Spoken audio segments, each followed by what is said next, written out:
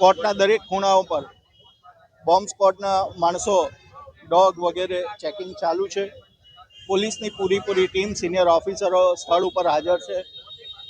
સુરતના principal district અને session જજ ખરેખર ધન્યવાદને પાત્ર છે કે જેવો મેલ એમને કોર્ટના મેલ આઈડી ઉપર મળ્યો, કોઈ પણ પ્રકારનો સમય ગુમાવ્યા વગર તાત્કાલિક પોલીસને જાણ કરવામાં આવી.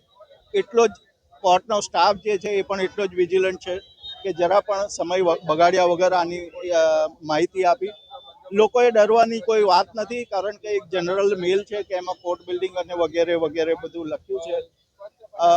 જનરલ છે, સ્પેસિફિક આ કોર્ટનું પણ નથી, પણ સુરક્ષાના હેતુને ધ્યાનમાં રાખીને કોઈ પણ બાબત લાઇટલી ના લેવાય એટલાને માટે અત્યારે ચેકિંગ ચાલુ છે. લોકોએ ડરવાની કોઈ જરૂર નથી અને 12 વાગ્યા પછી ફર્ધર ઇન્સ્ટ્રક્શન આવશે. તો આ કોર્ટનું કામકાજ ક્યાંથી શરૂ થવાની શક્યતા? 12 વાગ્યા પછી બધું ચેકિંગ પતી જાય પછી further instruction principal district and session જજ ત્રિવેદી સાહેબ તરફથી જારી કરવામાં આવશે અને પછી કાર્યવાહી શરૂ થશે. એટલે કોઈએ ડરવાની કે પેનિક થવાની જરૂર નથી.